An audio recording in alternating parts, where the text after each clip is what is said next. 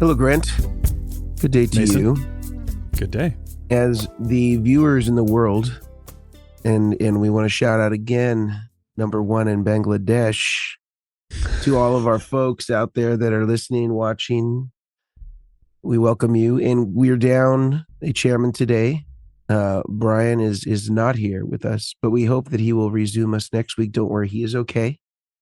He just has some intervening things that require his attention. We're going to allow him to get to those things. But we do have a wonderful episode for you today about the subject of pedalboards.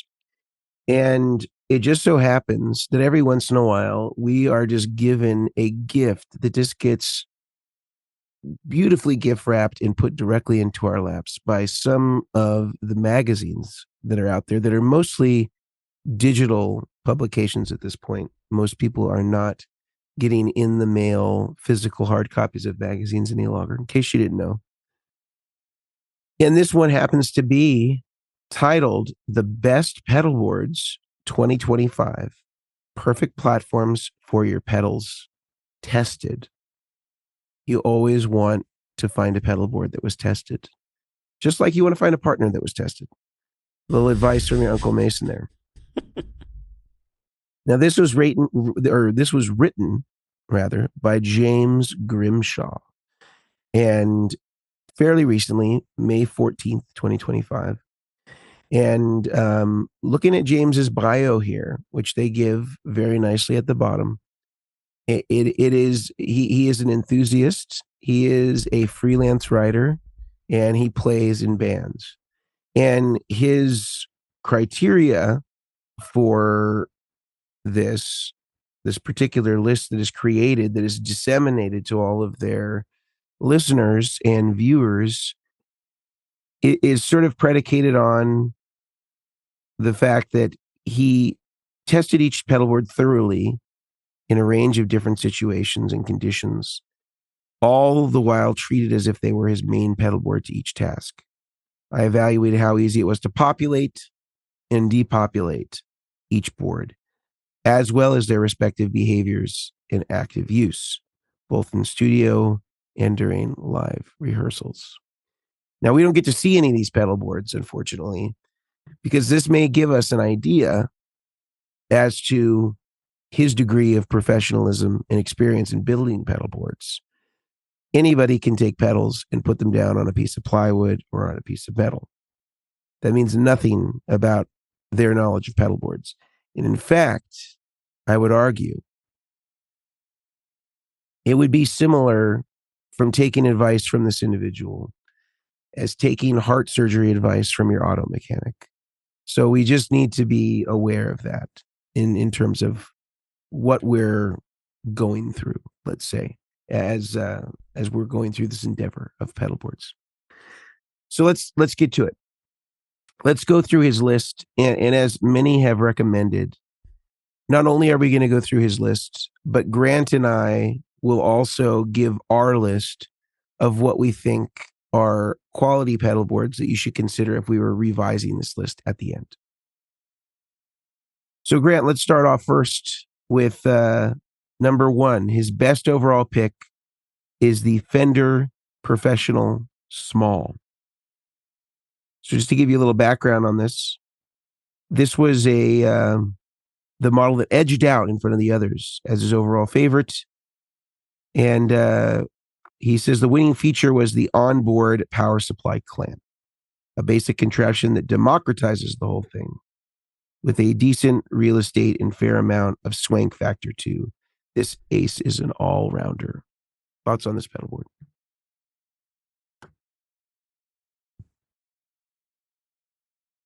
So I have this pedalboard myself. I've done a couple of builds on it. I'll say this, we've had very few builds come through the shop on a Fender pedalboard. I would have expected to see, a few more, but it's probably one or two in the last year at most. It's very uncommon coming through the shop for build. But I do have this board. I would actually agree on the most handy feature being the power supply clamp, because the Fender power supply, I know you've run some tests. The Fender power supplies, it does a good job. It's a good power supply. And so to have that, as a bolt-on feature to this board, I really enjoyed. And the angled board, all that stuff, I have no huge complaints about this board except for one. And my main complaint, and I'll probably come up with one or two more as I talk here. My main complaint is their cable tie metal loop things that you can probably see on screen. I'm sure it's on the screen share right now, but they to tie down cables or to make it to make the cable ties underneath the board really easy to access. All you need is zip ties. You don't need anchors. It's kind of built into the frame of the board. The downside to this is they're all on a really weird angle. That's problem number one. So there's no, it's not favoring you running cables in perfect lines across the board, either horizontally or vertical on either of those axes. And the thing that I really struggled with these things is they're metal. So you can't remove them. So if you want to mount a pedal or something else underneath the board, it is frustrating to do it. It's not fun. And so that was my main problem. So I would say this is a great board if someone has a simple pedal board. They don't need to mount anything underneath. You don't want a patch bay on the side. You don't want to be able to plug in or out on the side because those are plastic panels on the side. If you just want the basics, it's a good choice. It's a good price. You can mount the power supply and you're good there. If you want anything else, there are limitations on this very quickly, and it becomes frustrating to build. Let's say it becomes frustrating to build a professional board on this because you're going to need to mount things underneath.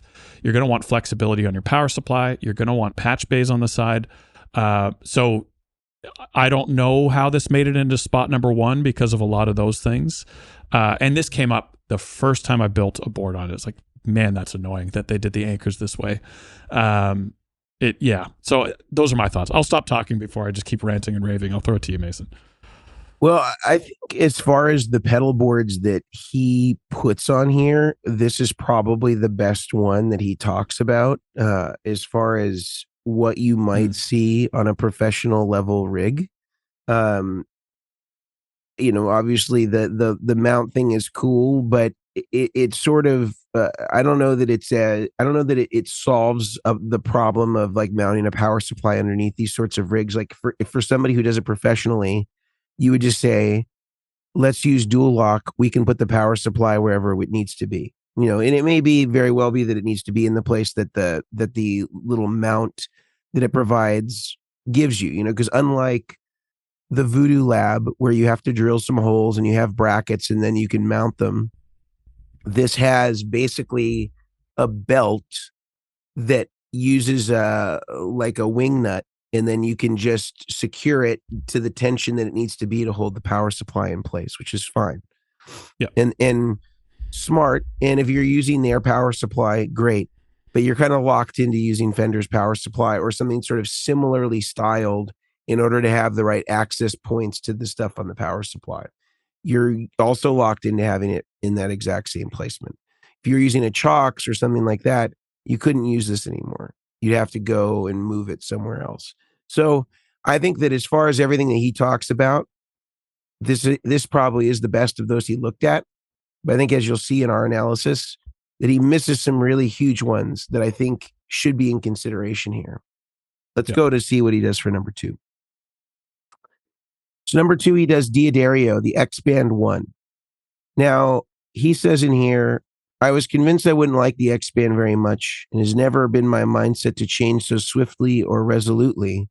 This telescopic pedal board can nearly double in size and feel sturdier than most options on the list. It's an asset to small studios and cramped vans everywhere. This one, I love D'Addario. They sponsor the show on and off, and they have some great products. This is definitely, I'm not saying it's not a good product. I'm just saying this is a novelty thing. No pro rig builder is going to use this ever. That's all I have to say. Why though? Because I'm trying to I'm trying to put words to my feelings about this pedal board, and I'm curious as to why, like, if you could dig deeper on that, if I could push you on it. Well, I think the modularity factor already sort of eliminates us as a candidate to work with this board, because I'm not saying that the rig needs to be 100% locked in from start to finish when it gets to us, but I think that you can't just say you can't say I need an extra 6 inches of width on my pedal board like that, because if you're making any sort of customizations, things like that, there's just no way that that's going to work. This is ostensibly, to me, the Pedaltrain platform that telescopes.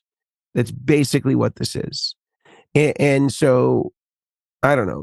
My mindset is this. This is sort of like a kitschy novelty thing that somebody saw, like the ShamWow or something like that, that would have been on an infomercial. And D'Addario, bless their hearts, they are smart and they know that there are people that are into this stuff, just like they know that there are people that put toothpaste on pizza, and they go for these weird novelty things, these weird fringe things, and there is a market for that.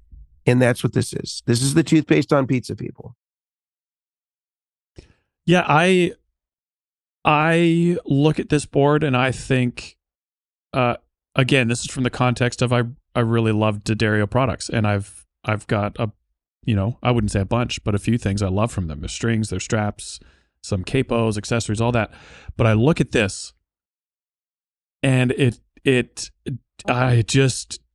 makes me kind of all twisted up inside. I don't know what it is. And again, I've never built a board on this because I look at it and be like, I do not want to build a board on that. You're saying this is the most constipating pedal board you've ever seen. It's kind of up there. Yeah, it does things to me I just don't want to experience. But at the same time, I fully acknowledge that this is not coming from firsthand experience. This is coming from strictly, I'm judging a book by its cover. I just don't want to build on this. It just doesn't do it for me. So that's where I look at the limitations on it. So I have it on my phone here.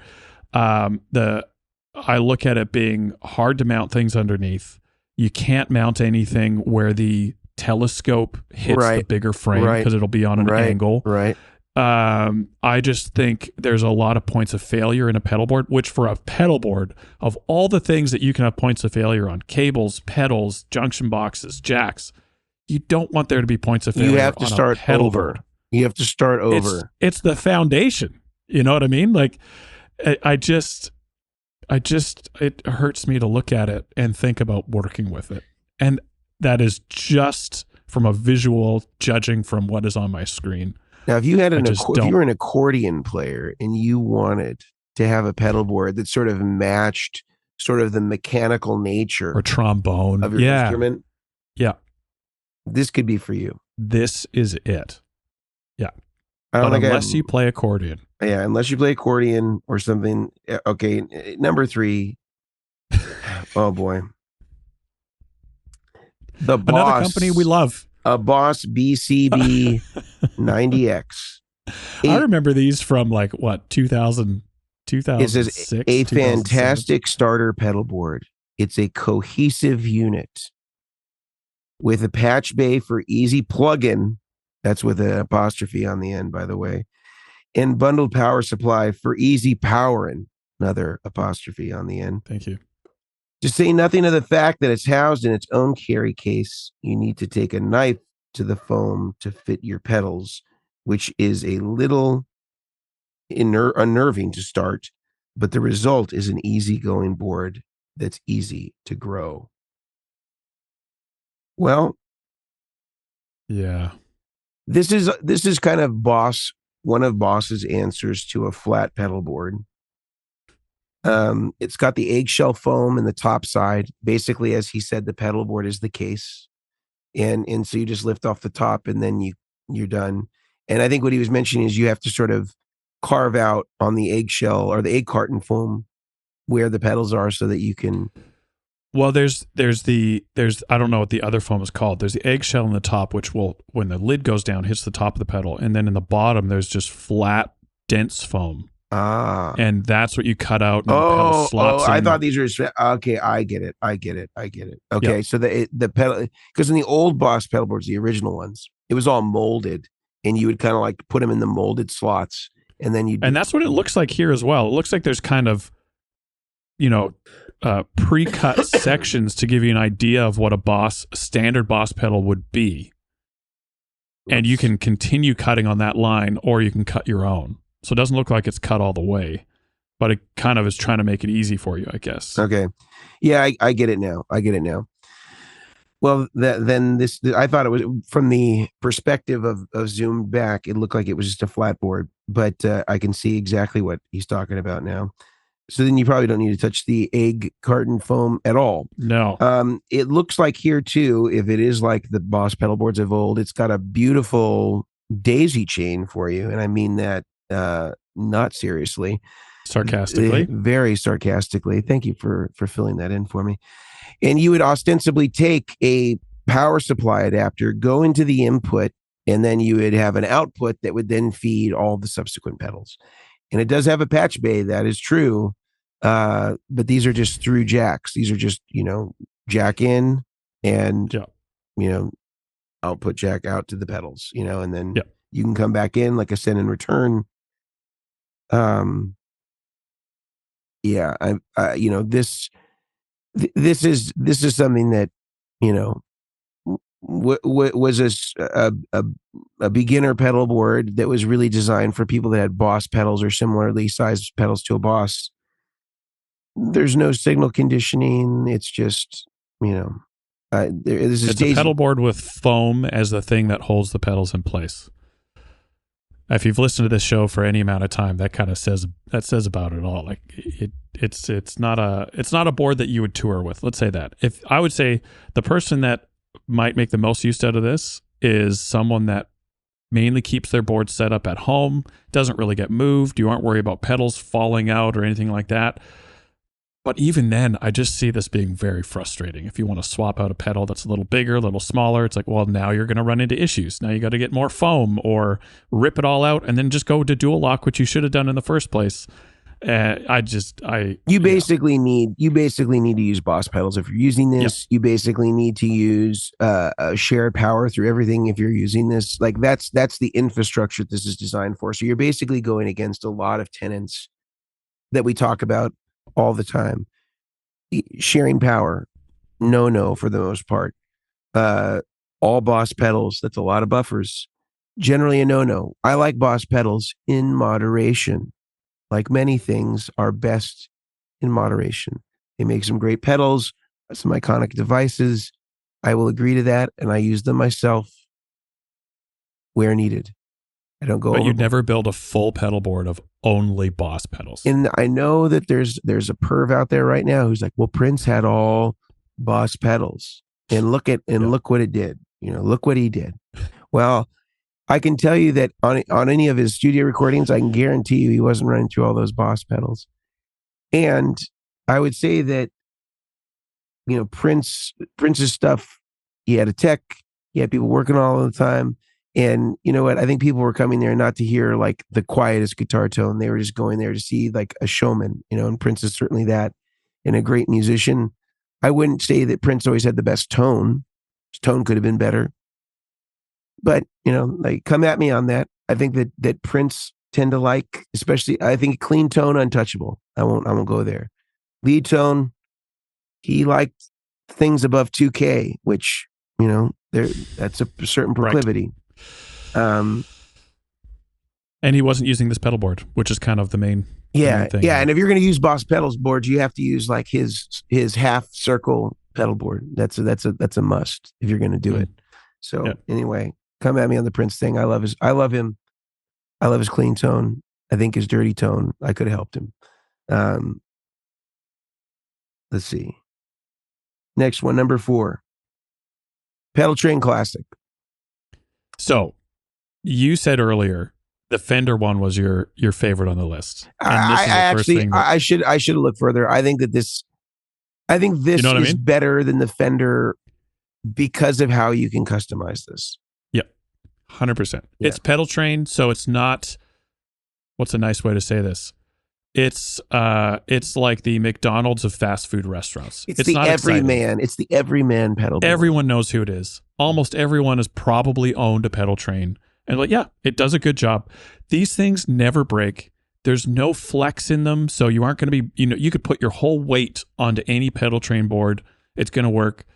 Yes, the tubing is a bit thick, so it's harder to mount things underneath on smaller boards, and you can make your complaints, but they're affordable. You can get them anywhere. You can get soft bags to come with them if you're into that. Hard cases, which weigh more than if you're into that, the weight of sin on the world. But these things, like, they do their job and they do it well with no frills, and that's it. Yeah, and I love them for it. And so I think, to your point of customizing, they work really well with some. They work better with some power supplies than other. Where I'm looking on screen here, where the power supply input jack will line up with the gap facing the audience. Like, some power supplies will work great with that, but you can use any power supply with these things, and there's no issues. And so that's, I think, a huge plus. BTPA, a sponsor of the show, coincidentally, also makes a whole line of side panels that can mount into the frame of these. Like, there's so much you can do with these. It's kind of if you're into an angled board, this is your blank canvas to be able to do what you want with. Yeah. And you could also do the XTS thing where, Exact Tone Solutions, a frequent guest in Barry O'Neill to the show, they almost exclusively use Pedaltrain surfaces that then they put a thin layer of laminated plywood over the top of. And I think that they may be using, I don't know, 1/2 inch or, probably not even half, probably maybe 3/4 of an inch on quarters. Yeah. Yeah. It's basically just a surface because you don't really need that much thickness because there's so much support beneath it. And they kind of, radius the edges. And then they just mount it to the top. And so they basically have a flat board surface. They can mount the power supply underneath the board as they would with the Pedaltrain. And then they have a lot more space to route things because of the flat surface. They don't have to worry about all these channels to go through. That's a really easy do-it-yourselfer thing that a lot of us could do if we wanted to, if we were so compelled. And the reasoning for that, just for people that maybe have never heard of this, is the gaps on Pedaltrain on the top where you put your pedals can be a little awkward. So if you have let's say a mini pedal, so a small, MXR compressor or some sort of really small mini pedal, getting it in just the right position sometimes means that the perfect position for that pedal is right in an awkward spot, landing halfway over a gap. And so by putting this laminate top on top of the board, you get rid of that. You can just drill holes in the laminate to get cables from bottom to top to bottom, if you're into that sort of thing. And that kind of gets rid of the issue of the gaps on the Pedaltrain. And so it's an easy upgrade. I'm just going to show it here really quickly so that everybody can see what it is that we're talking about here.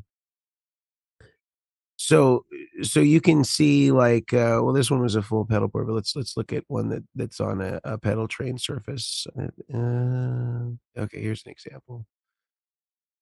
So here's one that they just did for Bob Weir.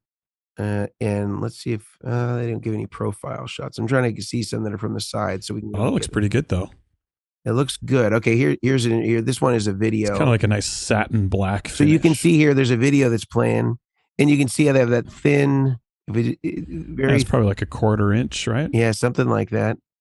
And then they just mount it on top of it. They drill it and they mount it to the physical board. They have the power supply underneath, and they have all these nice channels for routing that they wouldn't have otherwise had if they didn't do that. So anyway, that kind of gives you a little visual sense of what I'm talking about. Yeah.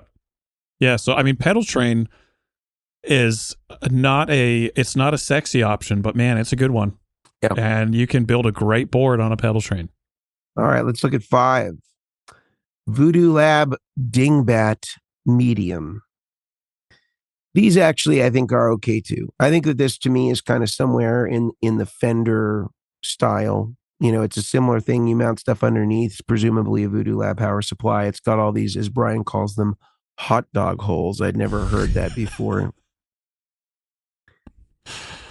I just remember when he says that, I don't know if this was a term that you used. I said this to somebody the other day and they looked at me like I'm crazy. And maybe the listeners will either echo my experience or will also think I'm crazy.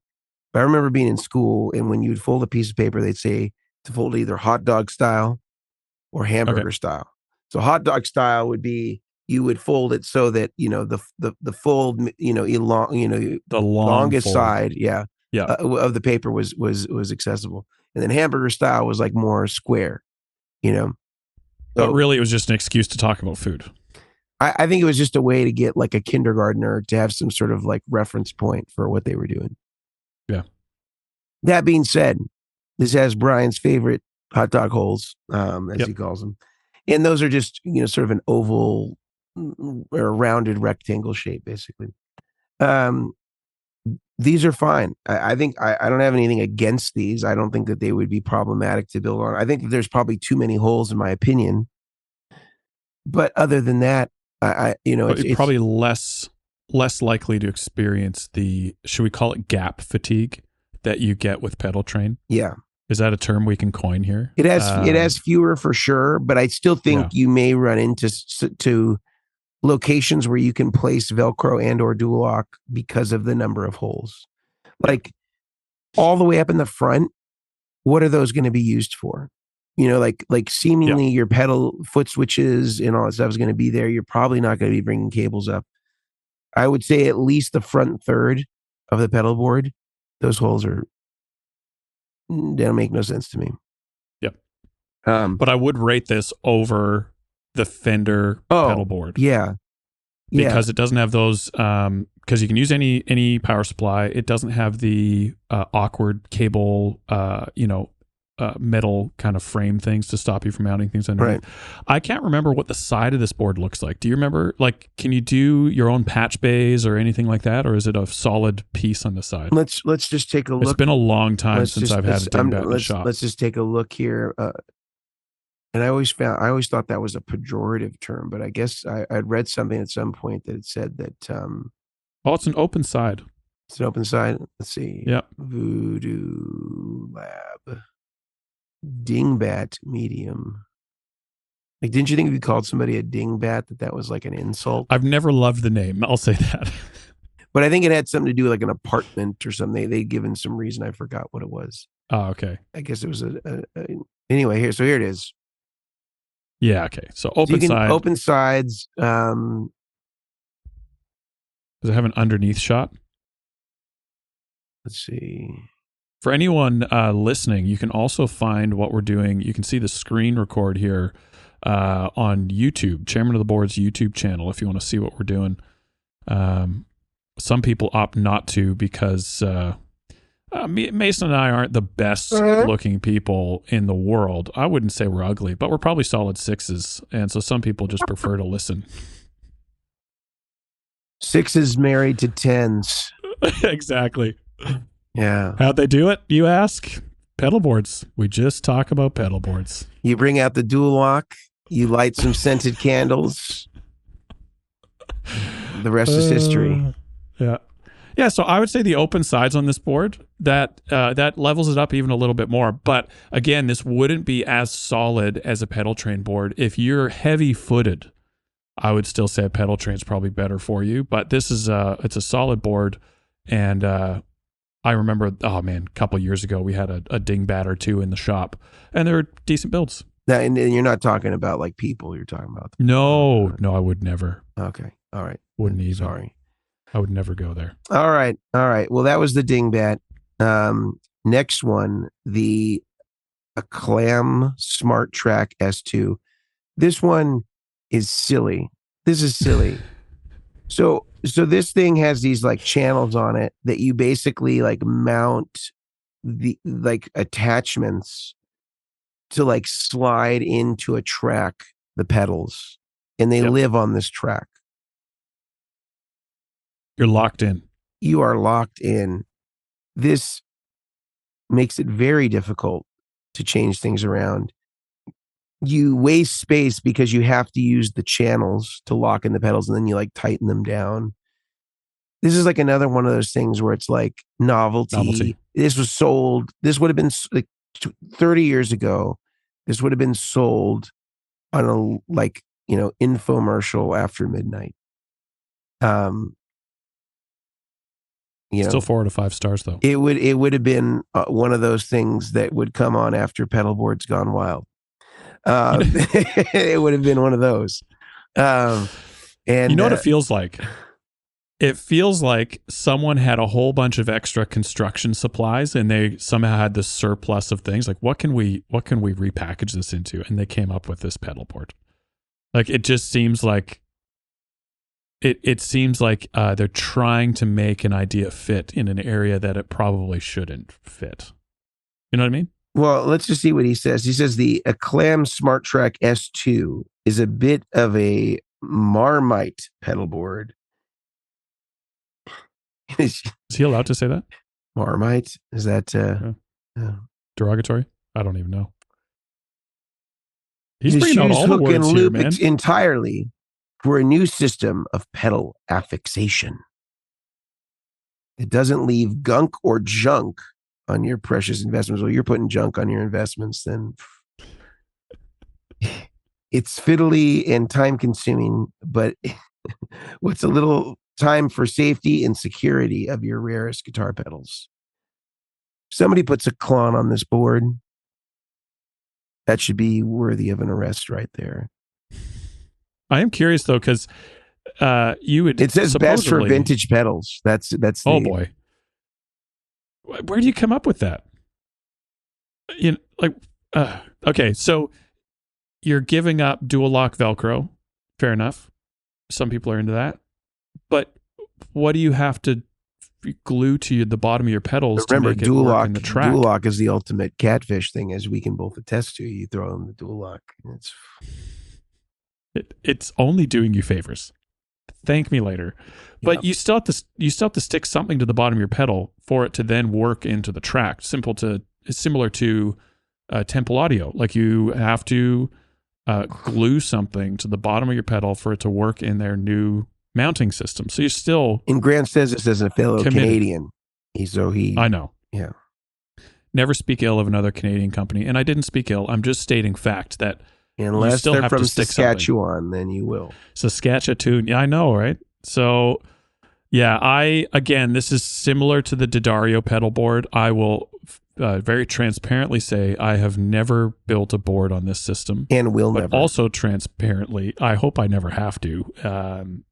And the other thing that just kind of kills me about this a little bit is the feet in the back. Oh boy.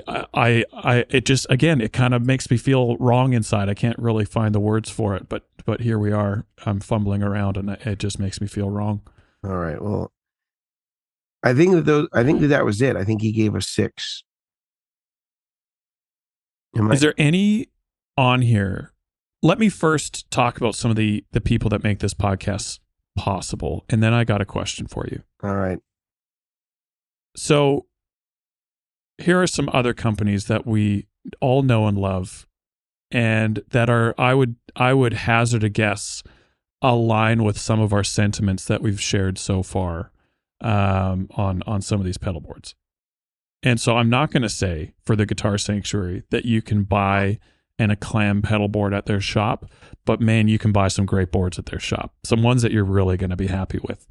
And so I want you guys to check out the guitarsanctuary.com. You're able to text them, call them with questions, tell them the gear that you own, and ask for the best solution moving forward, and they will gladly help you out at the Guitar Sanctuary.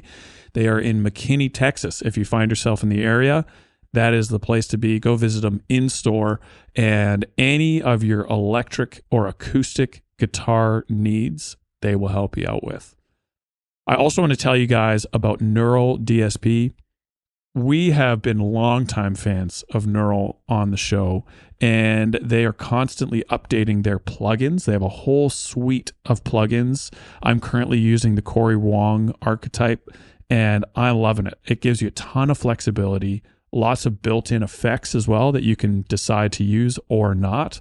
And you can actually save on their plugin suite, any of their individual or packs, using the code Chairmen, CHAIRMEN. And once you've saved 30% on any of their plugins, you can also now add a whole bunch of them onto your Quad Cortex. So you can bring these things with you wherever you go. You can also check out the Nano Cortex, which allows you to capture your existing amps, your real physical amps, and bring them on the road with you without having to lug around an 80-pound behemoth. You can actually just carry it with you in the Nano Cortex. And so check out Neural DSP if you want to level up your game there, neuraldsp.com. Use the code Chairmen, CHAARMEN, one more time for 30% off any of their plugins that are 90 days or older. Lastly, I've already mentioned Brad, but I like to mention him in just about every conversation I have with anybody that will listen to me. Brad at btpa.com. He is the parts guru, I like to think of him, when it comes to finishing off your pedalboard. I was actually just emailing him yesterday. I needed some more square plug XLRs, and he hooked me up, made sure that I got them out in time. And so if I ever need a part number to finish off a board, some of these random little things that don't come up often, I just go to Brad and say, hey, this is a solution my customer needs, and he helps me find the part, ships it over, we finish the board, everyone's happy. If you need bulk cable, plugs, anything like that, go to BTPA, use the code DACHAIRS, DACHAIRS, for 10% off your order at btpa.com. Okay, my question for you, Mason. If I was to ask you, what is the one pedal board you're most surprised did not make it onto the list? What is the one that comes to mind? I know there's probably multiples. There's probably a few here that we would recommend, and I'm sure we'll get there. But is there one in particular, like this was a no-brainer? Why didn't they put it on here? Is there one that comes to mind? Yeah, there are several. So I'm just going to give a disclaimer. I'm not going to mention any of the pedal boards that we make, because we have pedal boards that are under the Vertex name. I'm not going to name any of those in the context of this, because I want to make sure that we're being fair to everybody else that's out there, and that we have you as a captive audience, and you likely know that we manufacture pedal boards.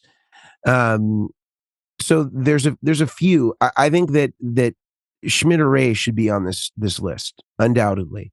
And I think that a lot of people owe a lot to them for making this style of pedalboard commercially available.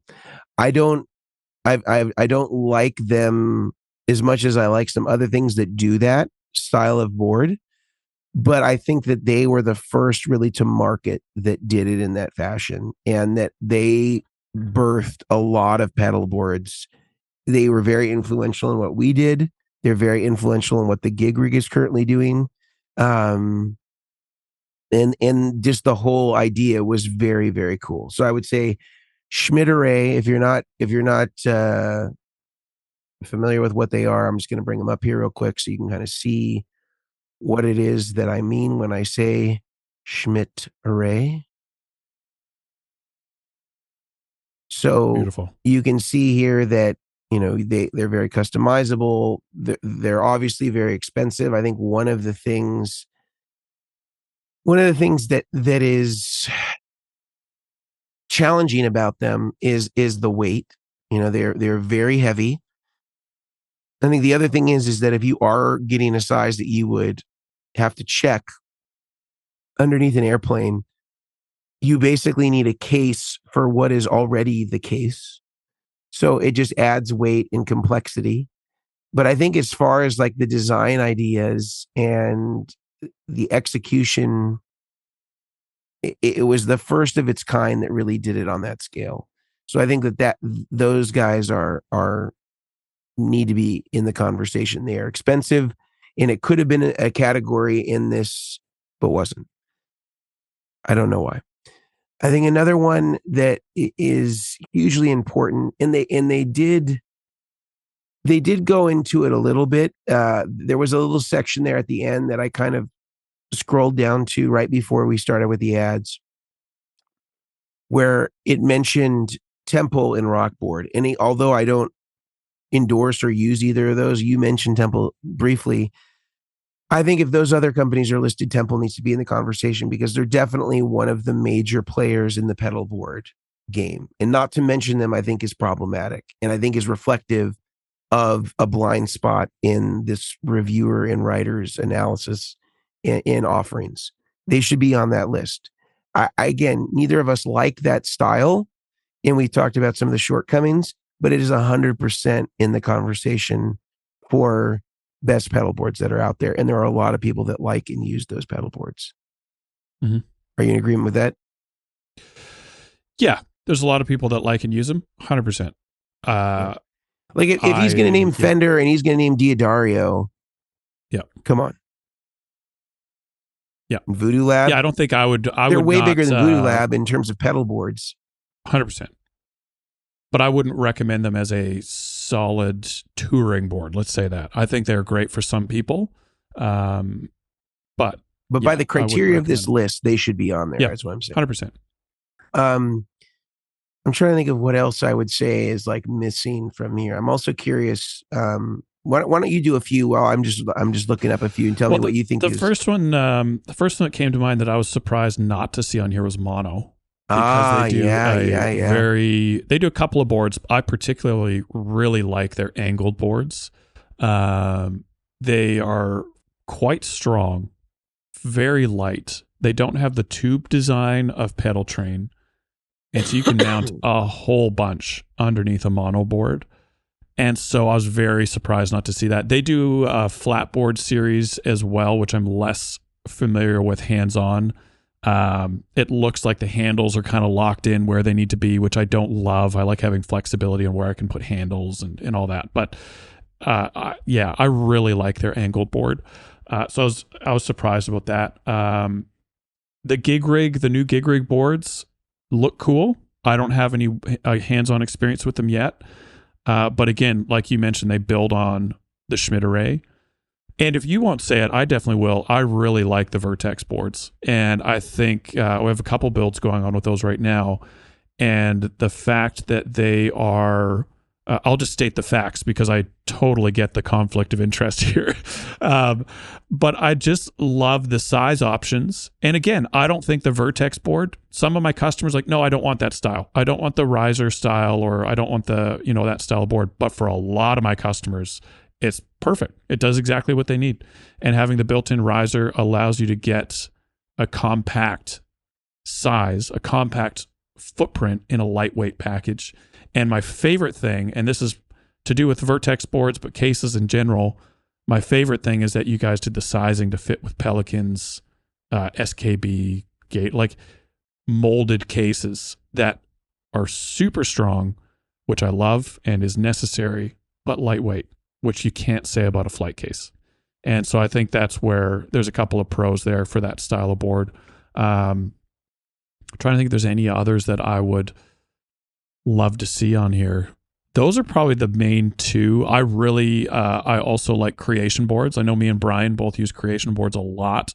They have their elevation style board, which is an angled board, but you can do the patch bays on the side and IEC inputs and all that. And then an aero board, which is just a flat version. I like to call it a hybrid flat board. You can mount stuff underneath, but also on top, but it's not super high off the ground. Those would probably be my main ones, I would say. Yeah. So let me intervene on a few here, and some of them just echo stuff that you did. I think another one that I think is worth mentioning that is good, and I actually don't think gets as much credit as it should. The Friedman pedal boards, I think, are also very nice. Hot dog holes. Hot dog holes. Yep. They have like a little lift, a little tier. And they have assorted sizes, which I'm going to go in through here that you can get. I think that Gator has some interesting ones as well that come in different sizes, and the color thing I'm not really into, but these are like solid pedal boards. They come with a soft case, and it's sort of similar to what Mono and Fender and it's kind of their take on it. The Voodoo Lab. Now, one thing I'll say is they use a thicker metal than all the other guys. and I like that. And it does have on the bottom a similar thing to what Fender's doing with the wing nuts, where you can mount a power supply using their little bracket system. You could also just take that off and mount it with Velcro, but this is something that they do as well. And I think that these are actually fine. Like if you're into more of that kind of pedal train angled thing. Um, we mentioned the creation guys. I think that they need to be in the conversation as well. I think that they make a lot of really great stuff. I'm showing you the Arrow, one of their slanted ones like the Elevation. I know you guys build on these quite a bit, Brian too.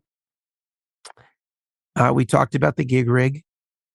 You know, here I'm showing you a little. These are one. newer as well. These are what in the last 6 to 8 weeks maybe they were announced, maybe more. Yeah, and you can kind of see some photos of it here on the side. It has mountable panels. Ours have this sort of thing too. But these are cool features. You know, lifts up, and that's cool. The other one I thought that wouldn't get mentioned is the Rockboard stuff. They kind of mentioned at the end as an honorable mention. I think that this, if you're going to mention Voodoo Lab and Fender, this is in that style. These are also, I think, fine. They have some basic patch bays you can mount in as well, with probably more options than the typical patch bay, but I believe they're all passive. I could be wrong on that. But you can get things like XLR throughs, power throughs. Yeah. Obviously quarter inch. There's like a little mounting bracket or like a space for stuff right there that you can, that are modular. And I think that's something that has to be noted. You know what's not on here though? What's that? Which is, and I can understand why, because it's probably more of a custom type item, is just your standard boring flatboard. Like just a piece of laminated ply with U-channel on the outsides. And I mean, that's as classic as it gets. That's the first commercially available pedal board is just something like that. And there's just something really nice about seeing just a well-built flatboard. And if you want to see these built professionally, consistently, check out LA Sound Design on Instagram, and you'll see some really great flatboard builds. And there's just something really nice about just the basics, you know, meat and potatoes. There's one that I saw here from Paul Jackson Jr. That I thought was interesting. I'd never seen these before, but I was going to show you here. Let me pull this up on screen share here. Called Ike's Pedalboards. And these look like they're, you know, milled or something like that. They come in different colors, but what's that on the front? I think it's just I think it's just it's a little out of focus. I think it's just a panel, but here's maybe a better. They're a little out of focus, his photos, unfortunately. Or maybe just not the quality, but it is kind of like a similar sort of riser type thing. But all those holes, it's like Swiss cheese holes. That doesn't look like it serves much of a function. I think it's just probably to make it lighter would be my guess. But here's like, you know, it's got a little tier thing. And, you know, seems like it could be cool. Made with thick metal by the looks of it as well. So I would assume it's quite solid. It looks to be aluminum, so it's probably not as heavy as it looks, because you can't do anodizing to steel. I see the pedal. Okay, here's a little bit better view. So it looks like maybe the top comes off with just releasing these. I don't know if it's like a quick release or whether you have to like physically. Huh. I've never heard of these. Yeah, they look cool. I'd like to see one in person. Is it an American company? It appears to be in Detroit. Looks like you can have like a little mounting on the side there, you know, he's got some jacks. Seeing the jacks, the open frame jacks hurts me a little bit. I would love to see a enclosed system. Yeah, I also just from the standpoint of like a lot of times you want these to be floating. You may, and sometimes not. Yeah. Just depending on whether you have need to have the option. Yeah. Just because you could have some issues with noise or grounding. But yeah, interesting. I don't know that the front lip thing is actually necessary here, but yeah, I'm curious about that. I don't Maybe know. It has something to do with a case or another attachment. I have no idea, but yeah. But anyway, I just Interesting. thought they were kind of an interesting one that I saw that was a little probably nobody's heard of. Yep. Shout out to Ike's. Very cool. Yeah. Can I Yeah. can I ask you a quick question? Ask So away. let's say someone's looking for a pedal board. Do you have a checklist?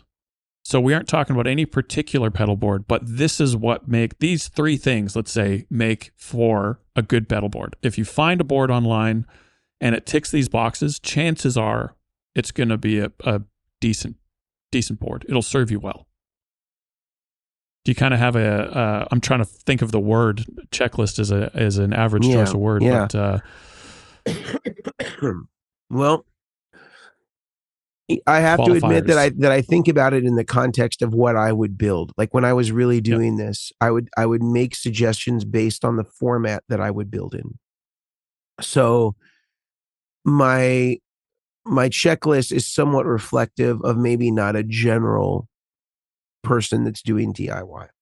So usually what I would look for, like especially if it's a switcher, I think that like I'd be looking for multi-tier because we're just trying to make the most space out of the real estate that we have. And when you build on top of each other, you just maximize space because once the switcher is introduced, then the need to touch pedals is reduced considerably.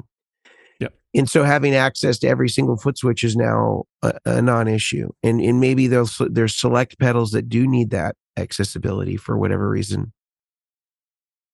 But mostly we can bury stuff. And that really helps us consolidate the footprint once the switcher is introduced. If there's no switcher, then there are some more flexibilities because, you know, the pedals really determine the size of the board. I always preferred to build on flat surfaces, mostly because of the ability to be able to route everything and have easy access for being able to change cables and stuff like that and not having to switch between two planes to access cables for power or for audio. And then also stuff that's like fitting through holes.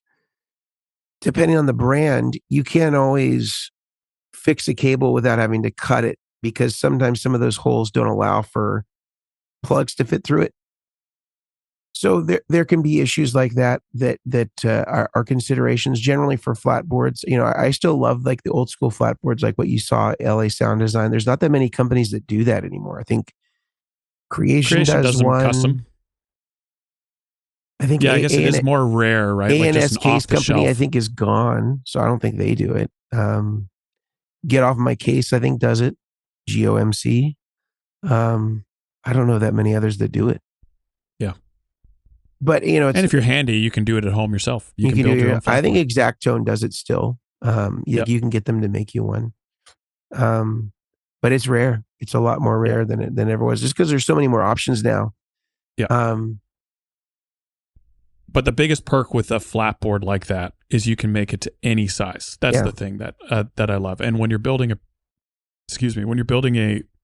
professional board or a board you really want to last, the ideal is always to do your layout first and find a board that fits your layout rather than having a pedal board and trying to get all your pedals to fit onto that surface. So if you can do that, that's where a flat board really shines because you can make it down to the millimeter or eighth of an inch for you imperial measurement people out there. Yeah. But to get back to your question, I think that usually I'm looking for flat surfaces of some kind. You know, they're either be tiered if it's a switcher or a true bypass strip where we don't need access to stuff. And then if it's serial, you know, like each pedal into the next or some version of that doesn't have a switcher, you could go with this just straight ahead flat board. You could go with a tiered board, although some of the value of that is diminished when you go that direction. I'm not opposed to doing the pedal train with the laminate top method as Exactone does. I think that those are cool.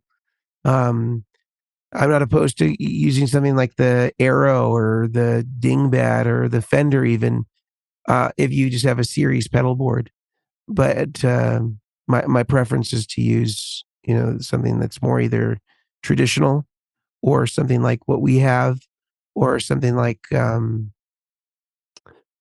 the gig rig one looks interesting. I haven't seen one in person yet, but that looks similar to kind of what we do. And Again, both taking from the Schmidt-Array sort of ideology. But what about you? What do you look for, Grant? I think, and this is going to sound like, well, of course, that's a no-brainer, but it needs to be able to travel. And even if you don't travel, get a board that can travel, because you're going to be moving it in and out of your car.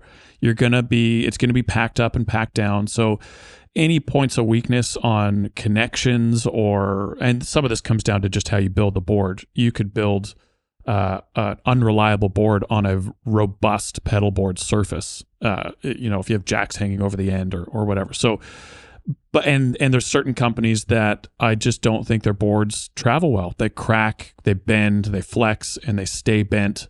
And so I think having a strong surface, it needs to fit your context. So as an example, if you are a touring musician and you carry your own gear, you fly, and it's a decent size, let's say medium to large pedal board, you probably don't want a Schmidt-Array because it's heavy, it's bulky, and it long-term isn't going to travel as well. But if you take pride in building your board and you want something beautiful, maybe you mainly stay local and in a studio at home, Schmidt-Array is perfect. They're gorgeous. It's like a piece of furniture, and the care that goes into them are immediately noticeable. And I have to say that the customer service is incredible as well, Martin and the team. And so I think that's where you have to think, like, well, what am I going to use this for? And am I traveling or staying at home? Is it big? Is it a big board? Is it small? Do I care about weight? Is it going to fit in the trunk of my car? What other gear am I going to be carrying with it? There's all these kind of factors, and so you need to think about that as well. And so I think if you can tick even just those two boxes, it's durable and it's fit for purpose. I think you're going to find a great board. And yeah, I think that'll tick a lot of boxes, and you'll be kind of happy that way. So those are the main ones that come to mind off the top of my head, which is probably not all that helpful, but I think it's easy to rush into something that is a bit more novel, like we were saying earlier, and then you get it like, this isn't what I was hoping. It's not solving the problem the way I hoped it would. Might be a scenario, and I think it would be a shame if that was the case. So, yeah, I would say those are probably the main things for me. Yeah. Well, I think that irrespective of our individual philosophies on this stuff, I still think from my perspective, I think the guitar world, and I don't want to be so condemning of them, but I just think that, again, I look at what they do as a major responsibility of getting the right information to guitar players. And I have nothing against the writer of this. I have no doubts that he sincerely put his best foot forward in writing this and used what he knew to give honest opinions about things. This, though, has no more credibility than somebody on the gear page that is writing a review about a pedal board that is an amateur guitar player and is not versed in building pedal boards and understands the gotchas of doing it thousands of times. And collectively, between you, Brian, and I, we've done this thousands and thousands of times. Now, I think that it would be an easy pivot for them to recruit. I'm not saying me or you or Brian, but somebody that is really doing this in real life to get some perspective. Because these, again, the analogy that I use is we're having our auto mechanics do our heart surgeries here. We are talking to somebody that doesn't really know what the gotchas are, and they are writing these articles that I think are trusted. And I can't tell if the motivation is we just need to get content up there, and this is a good clickable title, and then we're going to use links where people can go and buy this stuff online, and that's going to help us. Yep. And they do have to run a business. They have to run a business. Do not fault them for that at all. But I think that with their resource, with the pervasiveness of those publications, they could go to us or Exactone or LA Sound Design or Bob Bradshaw or Dave Friedman or Dan at the Gig Rig, and they're going to get way better advice than this. And the guy could still write the article, they could still put in the links, but they're going to have some expert advice that tempers this one person's individual experience with these pedalboards. So anyway, I just think it's a bummer. I would do it if they said, "Can you give us some advice?" I'd be willing to do it. They don't even have to pay me. I would just say, "I think these are the best, and here's why." And then he can do his research on his own and talk about whether he felt like that held water or not. But it's just a bummer to see this stuff. But we're here to correct it. Any final thoughts, Grant? No, I mean, I think this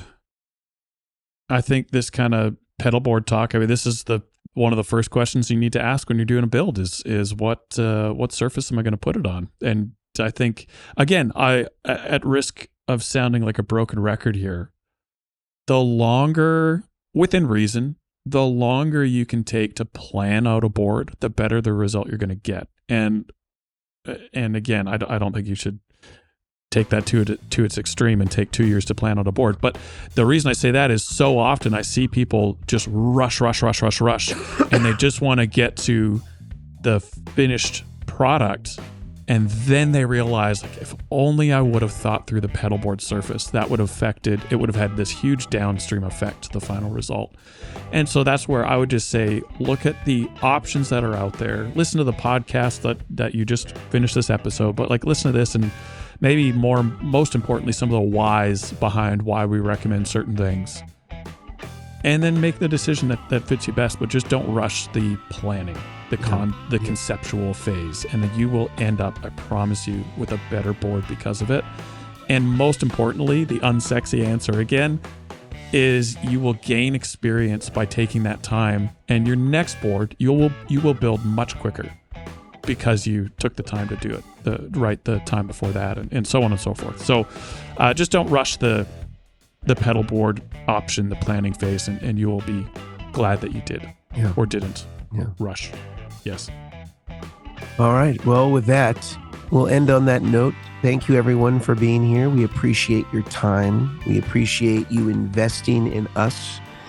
And as a thank you, we offer a beautiful Facebook group that you can join free of charge.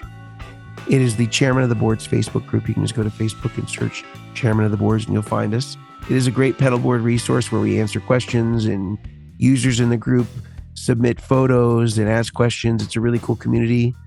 We suggest that you join. If you have the opportunity to write us a review, we'd appreciate that, whether that's on iTunes, Spotify, wherever you listen to this. And if you enjoy it, please subscribe to the YouTube channel, Chairman of the Boards. That's probably where you're watching this, if you are watching it. So we highly suggest you do that, and that helps us in turn. And just make sure that you stay up to date each time we release a new episode every Monday of the week. So until next time, we will see you guys a little further down the road to Tone Town, and we hope to see Brian again next week.